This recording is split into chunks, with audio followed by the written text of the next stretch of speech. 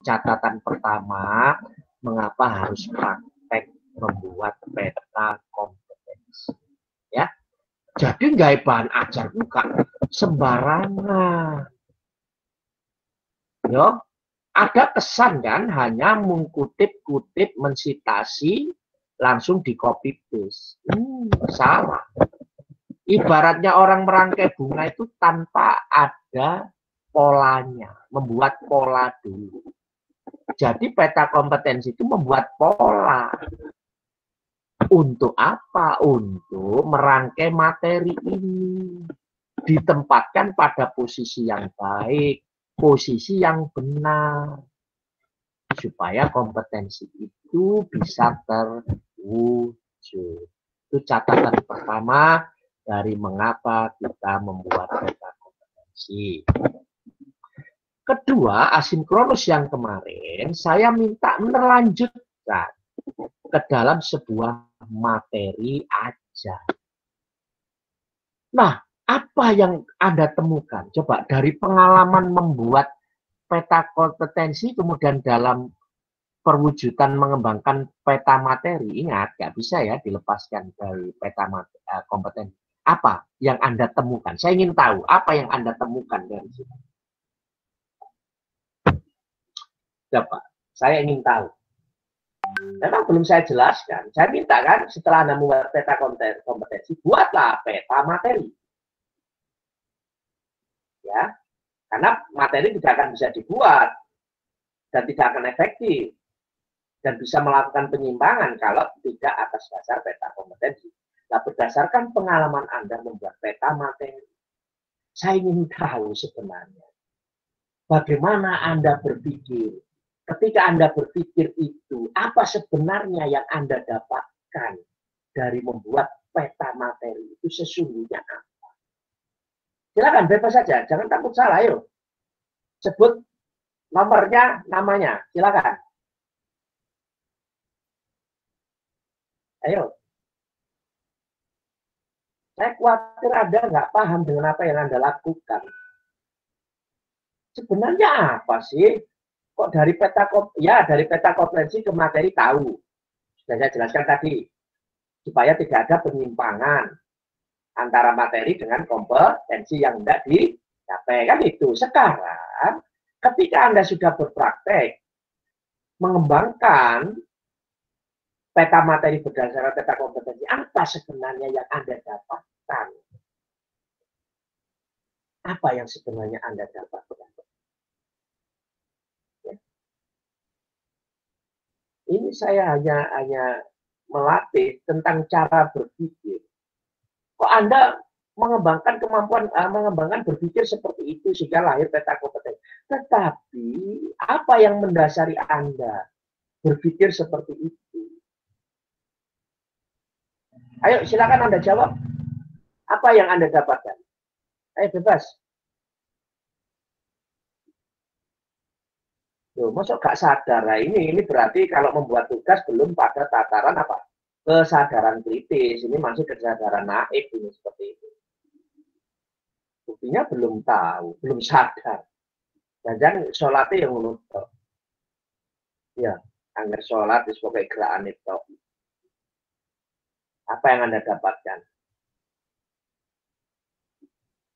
Silakan, jangan takut salah tuh. Masa takut salah? Bagaimana menemukan kebenaran kalau kemudian tidak tahu salah? Ayo, Leh. Dok, jawab nih. Masa sepasif ini sih anak-anak saya? Jangan takut salah. Apakah saya marah? Enggak kan? Ayo. Peta kompetensi itu berhubungan sama RPP ya, Pak? Siapa Ki Garin? Kalau Ya, menurut saya berhubungan. kamu Kalau menurut saya menjawab. Enggak, berhubungan. yang saya maksud, sebenarnya apa yang kamu dapatkan dengan kamu membuat peta materi yang kamu kembangkan berdasarkan peta kompetensi itu apa yang kamu dapatkan? Ayo. Bebas saja. Yang kamu dapatkan, yang kamu peroleh. Itu aja. Nanti apa kaitannya dengan RPP? Ya, setelah jawaban itu. Ya, Fit, silakan Fit. Mm-mm. Mm-mm. Mm-mm.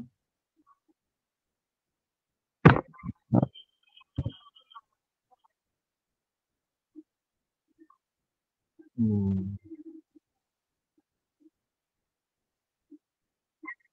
Hmm. Oke, ada lagi. Ayo, lainnya selain Muhammad. Ayo nanti saya tanggapi. Yang cewek, yang cewek. Ayo, Yang cewek ini, Pak. Alif. Alif cewek ini. Alif, jawab kamu Alif, mewakili cewek Alif, gak apa-apa Alif, Alif. Alif. Nek menurut saya itu peta kompetensi yang dikembangkan menjadi mengembangkan peta kompetensi itu untuk mengurutkan susunan mata pelajaran, Pak. Mata pelajaran apa materi? Ayo. Terus nantinya agar tersusun dan rapi gitu, Pak. Sehingga diajarkan kepada murid, murid akan mengerti. Oke, bagus. Ayo. Ojo salah, aku gak akan nyalakan. Ayo, lainnya. Adib. Saya, Pak. Ayo, Le. Aku cek gampang, Dip. Nomor piro, Dip? Selain tadi. 65, nomor piro, Dip? Adib nomor piro, Le? Saya 65, Pak. 65, ya. Nanti tak catat aja. Ini saya Alif hadir tadi. 079, Pak. 079. Soalnya daftar hadir saya tadi saya lupa naruh di mana. Oke. Silakan Adib. Adib. Pak, kalau menurut saya peta kompetensi itu untuk memperjelas hubungan antar materi, Pak. Jadi agar kita itu jelas dalam hubungan antar materinya seperti apa, Pak. Itu menurut saya, Pak, peta kompetensi, Pak. Oke. Sing cewek iki kok cowok kabeh kok. Saya, Pak. Sing cewek sih ya. Oh, Wendy gak apa-apa sih. Masih sing cewek mari ngono. Nada ya, nanti nada, setelah itu nada. Wen. Kalau menurut saya membuat peta kompetensi ini biar nanti ketika akan menjelaskan ke muridnya tidak keluar dari pengembangan materi, peta materi. Peta materinya biar nanti waktu penjelasan ke siswanya atau peserta didiknya tidak melenceng jauh dari peta konsep yang dibuatnya, Pak. Oke. Nada, silakan dah. Itu Pak, kalau saya juga setuju sama teman-teman kalau biar kita tahu alurnya biar sesuai sama keinginan kita gitu, murid kita mau seperti apa nantinya setelah materi ini dilalui.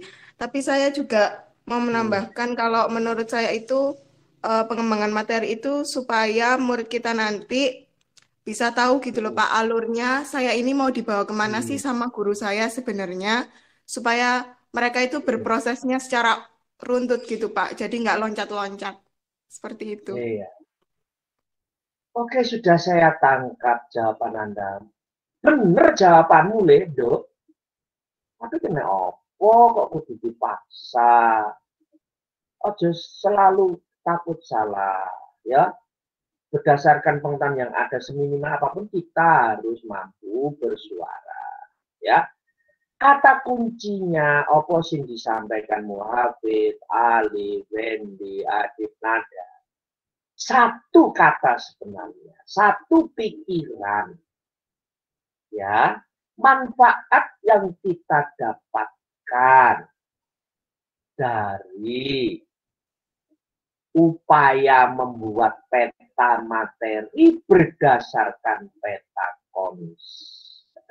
kompetensi akan dihasilkan satu bahan ajar yang sistematik. Itu betul tadi. Menunjukkan kelogisan berpikirnya, menunjukkan urutan penyajian materinya. Ya. Mengapa harus mulai ini? Oh iya, saya harus mulai si A karena kompetensi yang dituntut seperti ini. Untuk mencapai kompetensi D harus ke A, B, C. Sehingga ini loh materinya. Jadi nanti ketika membuat tulisan dalam bahan ajar akan rapi, akan tersistematik. Ya. Apa wujud sistematiknya? Nanti kalau Anda membuat bab, menentukan sub-sub bab. Jadi gawe bahan ajar itu nggak ngawur. Apa sih judul dari babnya? Apa sih judul pertama dari subbabnya? Subbab selanjutnya itu apa sih? Ya dipandu oleh peta kompetensi. Paham? Jadi jawaban tadi sudah benar. Ya. Jadi kalau ingin membuat, mengapa buku saya itu laris gitu. Ya nah, siapa sih ngutip saya? Wes hampir 15.000 yang mengutip buku saya bagi. Karena memang saya sajikan sedemikian rupa. Bagaimana bahan ajar itu menghadirkan. Dari sisi kepraktisan, saya melihatnya bahwa membuat peta kompetensi, kemudian saya jadikan dasar untuk pengembangan penyusunan materi. Terlebih dahulu saya buat peta materi, jadi dari peta kompetensi ke peta materi, supaya saya bisa menyajikan aspek kepraktisan dari buku ajar, dari bahan ajar itu. Dari sisi kepraktisan, apa misalnya? Ya, mudah dipahami.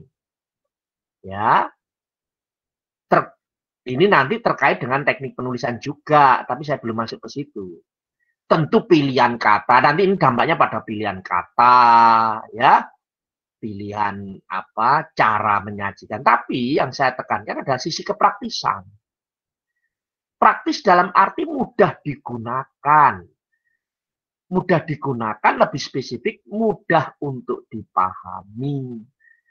Lek mudah dipahami, buktinya apa? Banyak yang merujuk. Jadi buku saya itu dari sisi kepraktisan sudah teruji lah setidaknya. Sudah 15.000 lebih yang mengutip. Itu yang penting. Ya. Tentang nanti, ya bahasa nanti sangat mempengaruhi ya. Bagaimana menuliskannya. Dan itu nanti aja. Yang penting understand. Jadi kata kuncinya apa? Supaya mendapat penyusunan konten materi bahan ajar yang sistematik. Ingat, sistematik itu bukan urut-urutannya semata, tetapi kelogisan berpikir. Jadi materi itu harus mampu mendorong orang yang membaca itu mengembangkan kemampuan berpikir secara logis. Dari arti kata sistematika itu ya, sistematika itu supaya melatih berpikir secara sistemik, logis. Ya, logis.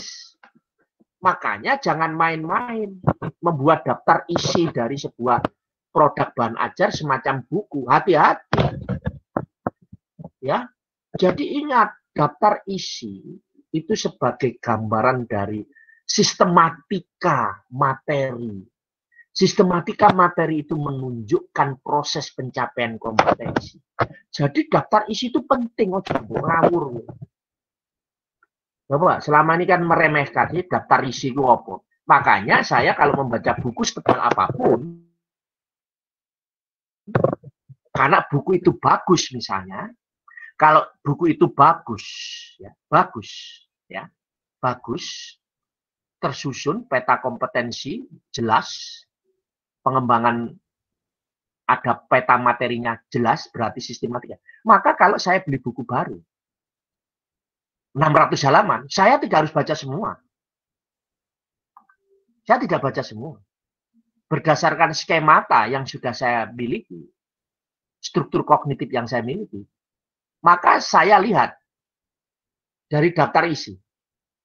Oh, ini pasti akan, kalau bicara ini saya yakin fokusnya ini. Kalau bab 1 ini bicara begini, saya kaitkan dengan bab 2, pasti akan bicara begini. Nah, itu saja saya kalau membaca buku di awal itu ada dialog.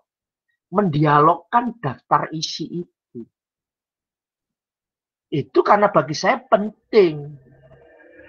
Karena ada unsur sistemik.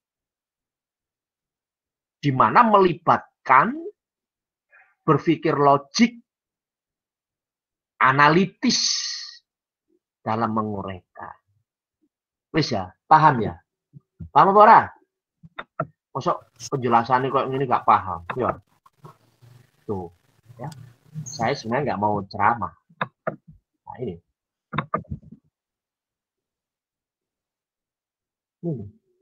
Nah, ini. Ini sudah kelihatan ya? Kelihatan nggak? Sudah, Pak. Nah, ini tayangan saya ini. Ya toh? Jadi Anda akan seperti ini tahu. Ya. Nah, ini. Nih, kompetensi inti. Kompetensi dasar, kembangkan indikator. Ya, tentu ini. Nah, ini yang didapatkan. Ini loh, kata sistematika. Nah, nanti tinggal dalam bentuk apa? Kalau seperti ini yang efektif. Saya kalau sudah tahu sistematikanya seperti ini, efektifnya saya akan menuangkan dalam bentuk bahan ajar seperti apa ya? Apakah saya akan membuat buku siswa? Apakah saya membuat handout?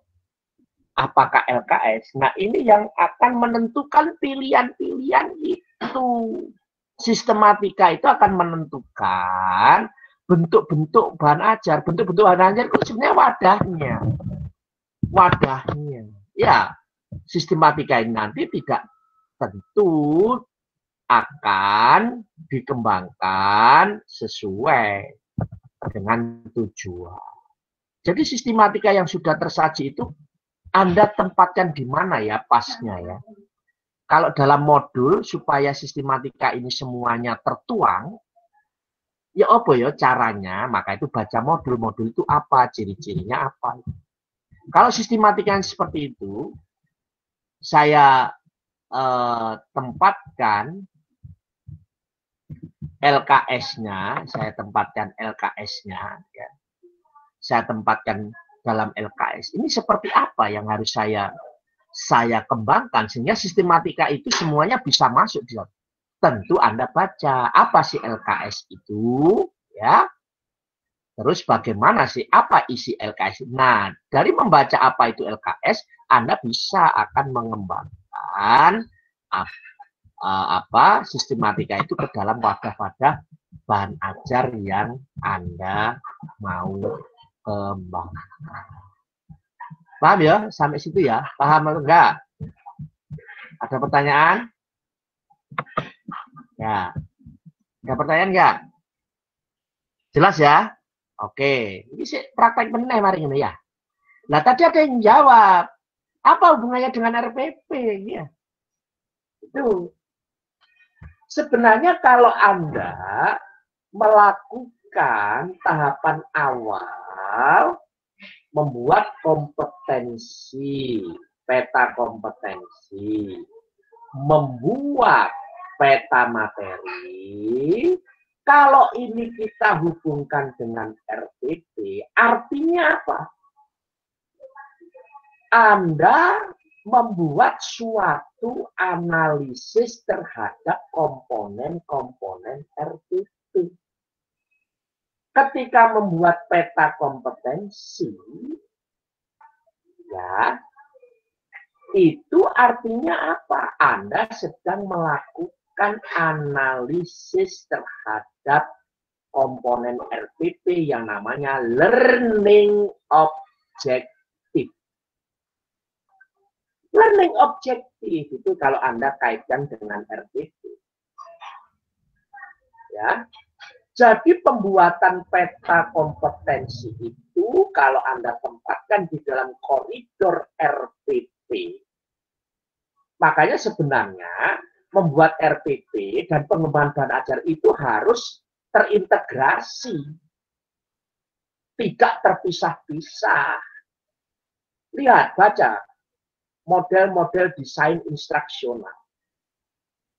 Ya, termasuk mestinya terintegrasi juga dengan evaluasinya, instrumen evaluasi. Ya, tadi karena ada yang menyinggung tentang RPP ya. Jadi ini, apa yang kita lakukan? Pembuatan peta kompetensi, pembuatan peta materi. Kalau ditempatkan dalam koridor RPP, ya itu tadi. Kita melakukan satu analisis terhadap apa? Learning objective. Capaian pembelajaran. Yang kedua, karena kita sudah sampai pada pengembangan pembuatan peta materi, berarti di dalam konteks RPP kita sudah pada tahapan melakukan analisis terhadap apa? Subject matter-nya gitu loh. Subject matter learning. Subject matter. Materi itu terkait dengan subject matter. Paham ya? Jadi menganalisis pada subject matter. Nah, itu penegasan pada aspek apa yang Anda lakukan. Oke? Nah, secara akademis, ya, tolong saya tugaskan buat laporan bacaan, karena kita sudah akan mewujudkan dalam produk. Di modul itu kan bagian 1 bicara tentang hakikat bahan ajar. Ya, Bora. Sekarang sudah masuk kepada tahapan yang kedua, pengembangan bahan ajar. Anda buat laporannya itu. Laporan bacaan. Ya. Saya minta dikumpulkan sehari sebelum kuliah ini dilakukan. Insya Allah setiap kuliah kita akan bahas, ya, kita akan bahas. Nah, setelah itu nanti sekaligus pengembangan bahan ajar itu saya integrasikan dengan pemahaman tentang research and development. Tak integrasikan ke situ sekalian. Sopo ngerti nanti anak saya ini membuat skripsi dengan pendekatan riset and development, ya. Tapi sebelum situ Anda buat laporan bacaannya, ya. Buat laporan bacaan modul yang sudah saya kirim. Paham? Ya, paham apa? Nah.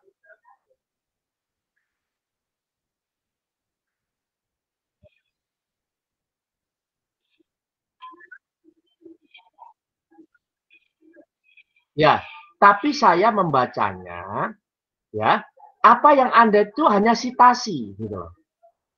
Ya, coba di situ kan ada analisis, ya, ada toh perencanaan, kemudian mendesain, sampai mengevaluasi kan itu, Le.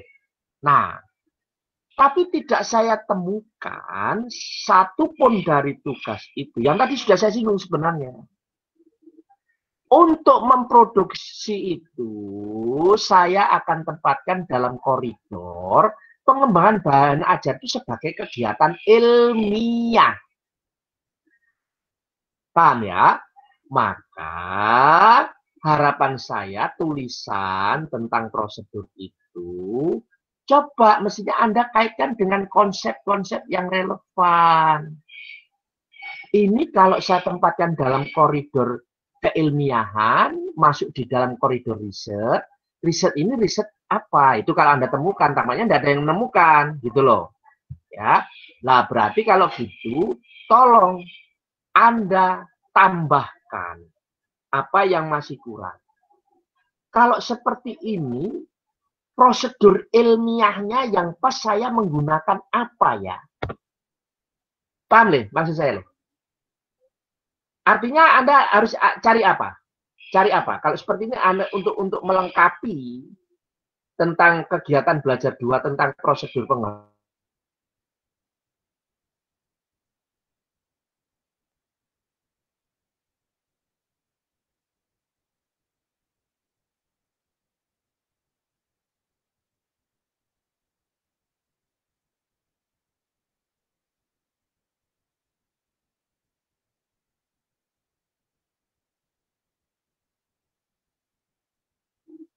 Ya? Apa yang Anda cari? Yang tadi sudah saya singgung. Anda harus baca apa?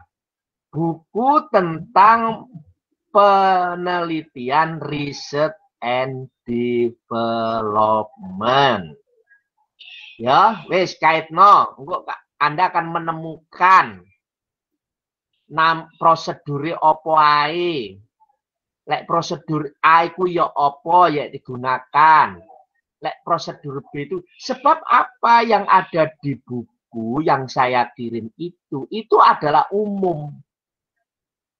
Nah, ketika umum itu ya saya khawatir nanti bahan ajar yang Anda kembangkan itu dari sisi kelayakan. Ingat, sebuah produk bahan ajar itu harus memiliki aspek kelayakan, Le. Nah, kelayakan itu menyangkut apa? Siji, dari aspek kevalitan. Eling. Harus kevalitan. Tuh. Jadi lek bahan ajar cetak itu bentuknya cetak ya benar-benar untuk efektif mengukur apa yang seharusnya diukur dalam pencapaian kompetensi. Seperti yang saya terangkan dalam mata kuliah statistik loh ya, validitas, kevalitan. Jangan jadi nanti membuat bahan ajar untuk sembarang wis iki enak wis. Anu bahan modul ae wis. Oh, gak cocok iki. Anu wis LKS ya. Oh, gak cocok iki. Wah, si cocok apa lo? Si cocok ya nggak gawe, harus susah lah ngono. Iya toh. Ya ngawur kabeh. Makanya supaya nggak ngawur ngono loh. Paham? Itu yang saya harapkan. Ngerti ya? Ya. Jadi cari tuh prosedur macam-macam pakai prosedur dalam riset and saya tahu apa Anda nanti pengembangan bahan ajar yang akan diproduk di akhir semester ini mata kuliah ojo ngawur bisa dipertanggungkan secara ilmiah apa yang dipertanggungkan dari sisi kelayakan ngono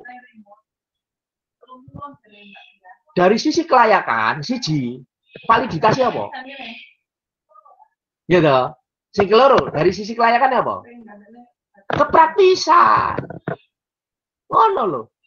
Lek wis mbok susun berdasarkan pendekatan ilmiah dalam pengembangan, paling tidak aspek kelayakannya tadi meliputi apa? Siji, validitas. Validitas kok wake, opo ae. Maca dhewe aku mau nerangno. Golek dhewe validitas apa yang dibutuhkan dalam bahan ajar. Aku wis duwe instrumen ini soalnya. Mulai tak duduno kan kenakan kok. Yo. Nek tak kei nila, mujair, lele, garek goreng tok. Yo mancing kok. Iya dah. Sing keloro dari sisi apa? Kepraktisan. Kelayakan, Pak. Loh kok salah? Kelayakan itu ya meliputi siji apa le? Kelayakan tuh. Iya, kelayakan itu meliputi validitas dan kepraktisan. Bagus. Nah, kepraktisan itu apa? Maksudnya piye? Kepraktisan apa, Dik? Artinya piye? Ya? Ya bisa digunakan, ya toh, nggak menyusahkan, ya kepraktisan itu bisa digunakan dari aspek kemanfaatan, loh. Fungsionalisasi dari sisi penggunaan, dari sisi fungsionalisasi. Ya, sing ketelu aspek apa? Keefektifan. Ojo lali. Terkait dengan apa? Pencapaian kompetensi. Ngono lho maksudnya. Oke, wis isi sapa ora? Ya, jadi untuk tugas Anda itu tidak usah yang sudah Anda tulis, itu kan tidak ada unsur analisisnya. Apa yang Anda tulis itu merujuk dari apa yang Anda baca itu masih umum. Nah, sekarang saya minta Anda memperbaikinya dengan menghubungkan pengembangan bahan ajar dengan pendekatan ilmiah. Benar loh. Nah, ya apa cara nih? Kowe kudu membuat laporan bacaan, membaca tentang apa? Riset-riset yang berhubungan langsung dengan itu apa? Apa? Apa mau jenenge risetnya apa? R&D. Apa sih mbok temokno kok neng iku? Maca iku apa sih mbok temokno? Apa? Sing mbok temokno apa?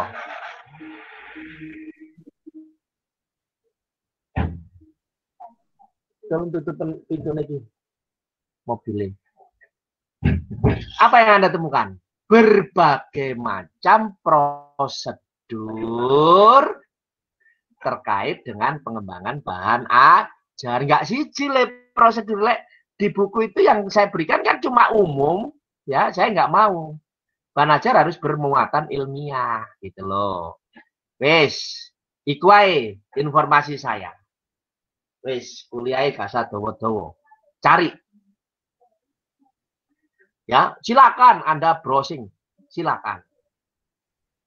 Yo, mungkin Anda masukkan kata kuncinya prosedur ya atau model-model pengembangan. Ya terserah. Pokoknya menemukan itu dengan gambaran. Oh, nanti setelah itu baru nanti saya ini materi saya terakhir ya, minggu depan sudah langsung praktek soalnya ya. Nah, praktek itu gak usah tatap muka. Muka nih ditatap terus ditatap mek separuh badan ono rendi mek kepalane tok malah. Ya, nek maturi malah tangane songgo uang dari wong Jawa.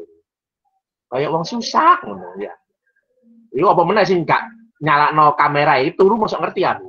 Karo sarungan tok ngono mosok ngerti. Ya. Ya.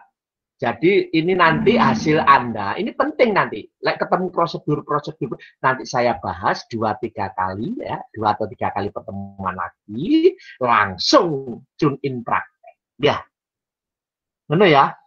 Nah, jadi apa tujuannya tadi? Tujuan yang mau kita capai dalam pengembangan bahan ajar, mengembangkannya dari sisi akademis, keilmian, supaya betul-betul bahan ajar kita bisa dipertanggungjawabkan. Dari sisi apa mau? Kelayakan. Mencakup apa saja? Lo lali, leren buka keefektifan. Asik. Engkau kevalitan itu mencakup apa yang ada bahan ajar. Aku mau nerang no. Oleh ODW. Kevalitan itu dhisik dibagi-bagi meneh. Apa sih indikator dari kevalitan dari sebuah bahan ajar? Golekno dhewe ya. Wis gak usah mbok laporno.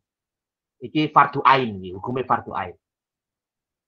Aja fardu kifayah, engko siji wis entuk gugur kewajiban. Enggak, fardu ain. Ya. Wis terserah dewi-dewi kalau ingin ngerti ya lakukan, gak ngerti ya wis akarepmu. Ya, wis ana pertanyaan dong. Mata kuliah ini praktek. Malah salah lah aku akan ceramah. Wis, jadi sing digolek apa? Menambahkan laporan yang sudah Anda buat dikaitkan dengan pengembangan secara ilmiah.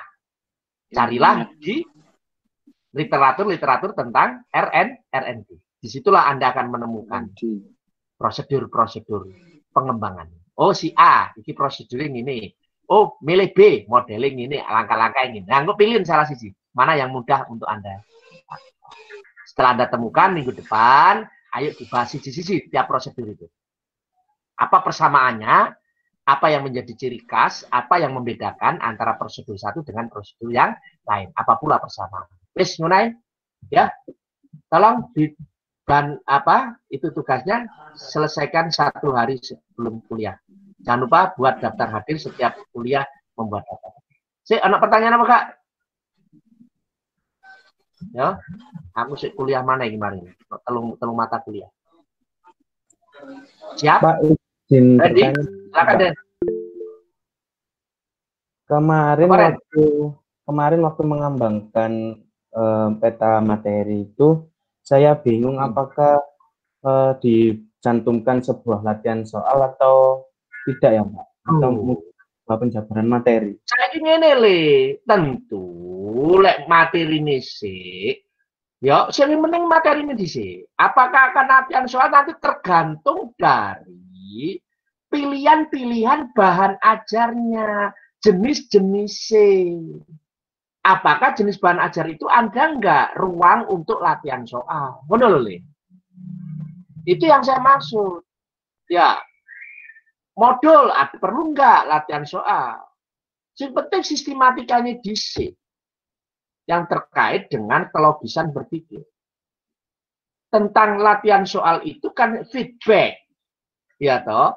Nah, ketika Anda ingin bermaksud, oh saya ingin membuat tuh materi ajar, ya, yang nanti bisa juga sekaligus memberikan feedback. Apa ya pilihan tepat? Nah, apakah modul memungkinkan? Apakah LKS memungkinkan? Apakah LKPD memungkinkan? Apakah ya e-book memungkinkan? Itu Ren, ya. Paham ya? Sebenarnya saya sistematikanya kilo sih, kelogisan berpikir, ya. Karena ini menyangkut apa? Menyangkut materi itu kan ada pengetahuan, ada faktualnya. Ingat dulu ya, ada unsur faktualnya. Ada materi yang berunsurkan konseptualnya. Ya, ada yang bermuatan prosedural. Ada juga yang sampai pada prinsip, generalisasi, dan sebagainya. Ya, tentang nanti itu. Ini wis ketemu ya, sistematika ini. Ingat, sistematika itu, materi itu membawa pada pengembangan kemampuan berpikir. Kemampuan cara berpikir. Nah, kalau Anda tadi berpikir, wah ini saya ingin tahu feedbacknya. Nah, mikir. Mana bahan ajar yang memberikan ruang untuk feedback. Nah, mau coba jenis-jenis bahan ajar. Ngono ya. Lek brosur misalnya, apa penting, Ren? Perlu ada nggak? Brosur ada tulisannya. Perlu brosur misalnya. Brosur itu juga bahan ajar, salah satu jenis loh. Ketika isinya informatif terkait materi. Apakah brosur menyediakan ruang untuk latihan soal? Modul? Wis bawa aja modul. Modul ada nggak ruang untuk latihan soal? Ada nggak? Siapa sih macam? Ada. Berarti kok pilihanmu neng kono. Tetapi kembalikan pada tujuan ya. Ngerti Ren? Ya, wis bagus pertanyaannya. Ada lain? Pak, mohon maaf saya masih kurang ya, paham. Berarti apa, Ren? Berarti dari bahan ajar yang diambil itu boleh dipadukan Pak ya. Seandainya kan ada kayak LKS itu loh Pak. Jadi antara materi sama soal itu boleh nggak Pak? Asalkan kan sesuai pada tempatnya dari apa? Tempatnya cukup atau tidak? Ini loh, Dok. Selama ini pengalaman lah delok ya. LKS itu kan ono materi ono soal, ya. Ya. Nah, kan ngono, Rev. Ya toh, sing mbok delok. Kamu harus kembalikan dulu, bener enggak LKPD seperti itu? LKS seperti itu. Makanya kamu baca. Karena apa? Jenis-jenis dari bahan ajar itu ibaratnya omain, Dok. Oman disini tak pilih. Lek sistematikanya koyok ngini. Ya toh? Dalam sistematika ini Anda kaitkan, oh ini perlu saya masukkan selain materi seperti tadi ada latihan soal-soal. Nah, wocon LKS sebagai sebuah rumah memberikan ono nggak kamar untuk itu. Ngono ya, Dok. Lega ono ya secara teori itu ya jadi dipaksakan. Paham ya maksud saya? Jadi ibaratnya jenis-jenis itu ibaratnya rumah, tetapi sekali lagi bukan orientasinya hanya pada jenis, tetapi prinsip bahan ajar harus itu kan sudah ada itu. Anda sudah menuliskan itu prinsip dari pengembangan bahan ajar. Ya toh, dari aspek apa? Kedalaman, keluasan, kompleksitas dari materi. Apakah betul brosur itu bisa menampung prinsip ini, kompleksitas, kedalaman, keluasan, kecukupan materi. Paham ya, Ref? Penjelasan Bapak paham, Ref? Paham, Pak. Ya, jadi jenis-jenis itu ibarat omai.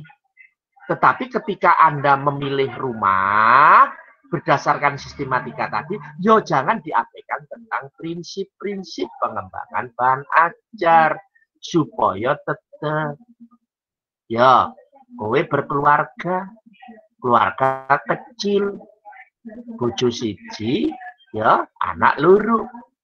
Kowe milih omah bak istana. Akeh enggak kira-kira kamar yang mubadir? Hah? Ya, Ref. Misalnya papat, anak loro. Kamu sama suami.